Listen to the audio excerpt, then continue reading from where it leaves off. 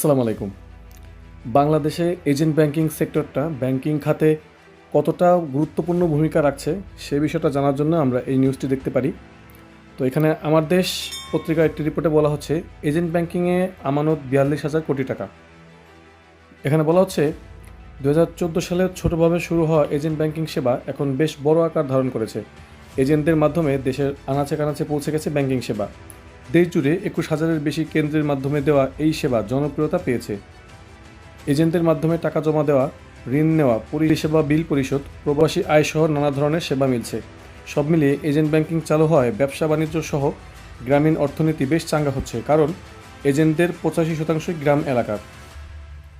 বাংলাদেশ ব্যাংকের পরিসংখ্যান বলছে গত এক দশকে বিভিন্ন ব্যাংকের এজেন্টরা 2,40,00,000-এর বেশি গ্রাহক পেয়েছেন। এসব এজেন্ট আমানত পেয়েছেন 41,955 কোটি টাকার, আর এ সময় 24,000 কোটি টাকার ঋণ বিতরণ করেছে। তবে লোন টু ডিপোজিট অনুপাত এখনও তুলনামূলকভাবে কম, মাত্র 57.27%। এর কারণ বেশিরভাগ ব্যাংকই এজেন্ট আউটলেটের মাধ্যমে ঋণ বিতরণ এবং পুনরুদ্ধারের জন্য শক্তিশালী অবকাঠামো তৈরি করতে পারেনি। যদিও ব্যাংকগুলো তাদের মোট আমানতের 87% পর্যন্ত ঋণ দেওয়ার অনুমতি রয়েছে এবং ইসলামী ব্যাংকগুলো 92% পর্যন্ত ঋণ দিতে পারে, তবু এজেন্ট ব্যাংকিং খাতে ঋণ দেওয়ার অনুপাত অনেকটাই কম। গত বছরের ডিসেম্বর পর্যন্ত 31টি ব্যাংক 21,248টি আউটলেটের মাধ্যমে 16,021 জন এজেন্টের সাহায্যে এজেন্ট ব্যাংকিং সেবা দিয়েছিল। এজেন্ট ব্যাংকিংয়ের মোট হিসাব সংখ্যা ছিল 2,06,10,405। এর মধ্যে 85.60% ছিল গ্রামীণ গ্রাহক এবং 49.77% ছিল নারী হিসাবধারী। ডাচ বাংলা ব্যাংক হিসাব খোলার ক্ষেত্রে শীর্ষে ছিল। 70,54,148টি হিসাব নিয়ে তাদের বাজার শেয়ার ছিল 29.30%। ব্যাংক এশিয়া 29%, ইসলামী ব্যাংক 20.92%, অগ্রণী ব্যাংক 4.18% এবং আল আরফা ইসলামী ব্যাংক 4.17% বাজার শেয়ার নিয়ে পরবর্তী অবস্থানে ছিল। আমানত সংগ্রহের দিক থেকে শীর্ষ 5টি ব্যাংক এজেন্ট ব্যাংকিংয়ের মাধ্যমে টাকা জমা দেওয়ার মোট 80.04% নিয়ন্ত্রণ করে। এর মধ্যে ইসলামী ব্যাংক 39.03% শেয়ার নিয়ে শীর্ষে ছিল।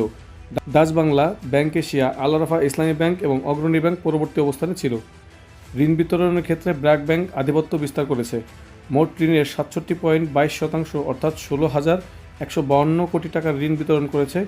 শীর্ষ 5টি ব্যাংক সম্মিলিতভাবে এই খাতে মোট ঋণের 94.92% নিয়ন্ত্রণ করছে।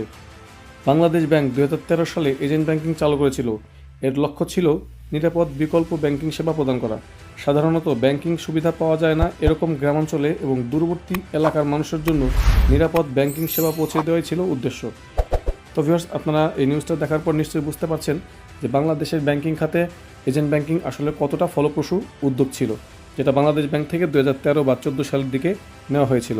বিশেষ করে ডাচ বাংলা ব্যাংক হচ্ছে সবথেকে বেশি অ্যাকাউন্ট খুলতে পেরেছে এবং ডিপোজিটের দিক থেকে অর্থাৎ আমানতের দিক থেকে 1 নম্বরে রয়েছে ইসলামী ব্যাংক। দেখুন, এখানে একটা বিষয় হচ্ছে অ্যাকাউন্ট শুধু খুললেই তো হবে না, অ্যাকাউন্টে গ্রাহকদের লেনদেন বাড়াতে হবে, ডিপোজিট জমা করতে হবে, অর্থাৎ আমানত বাড়াতে হবে। কারণ আপনার অ্যাকাউন্টে যদি কোনো টাকা না থাকে, অ্যাকাউন্টে যদি জমা না থাকে, সেই অ্যাকাউন্ট দিয়ে ব্যাংকের কিন্তু তেমন কোনো পজিটিভ রেজাল্ট ব্যাংক পায় না। কারণ অ্যাকাউন্টে টাকা থাকলে সেই টাকা দিয়ে ব্যাংক বিজনেস করে বা বিভিন্ন জায়গায় বিভিন্ন খাতে ঋণ দেয় এবং সেখান থেকে একটা প্রফিট আসে, যে প্রফিটটা দেশের অর্থনৈতিক চাকাকে ঘোরায় এবং সেখান থেকে ব্যাংকও প্রফিট পায় এবং গ্রাহককে প্রফিট দেওয়া হয়। এই জন্যে ডিপোজিটটাই হচ্ছে মূল ভিত্তি। তো সেদিক থেকে ইসলামী ব্যাংক 1 নম্বরে এবং ঋণ প্রদানের ক্ষেত্রে অর্থাৎ ইনভেস্টমেন্ট বা লোনের ক্ষেত্রে, ক্ষুদ্র লোনের ক্ষেত্রে এগিয়ে আছে ব্র্যাক ব্যাংক। তো মোটামুটি এই 3টি ব্যাংক, ইসলামী ব্যাংক, ডাচ বাংলা ব্যাংক এবং ব্র্যাক ব্যাংক এজেন্ট ব্যাংকিংয়ের দিক থেকে অনেক এগিয়ে আছে এবং এরাই এজেন্ট ব্যাংকিং সেক্টরে আধিপত্য বিস্তার করেছে। তো ভিউয়ার্স, আমাদের আজকের আলোচনা এতটুকুই। ভিডিওটি ভালো লাগলে অবশ্যই একটি লাইক দিতে পারেন, ফ্রেন্ডদের সাথে শেয়ার করতে পারেন, আর অবশ্যই আমাদের চ্যানেলটি সাবস্ক্রাইব করে রাখবেন। তো ভালো থাকবেন, দেখা হচ্ছে নেক্সট ভিডিওতে। Till then take care self. আল্লাহ হাফিজ।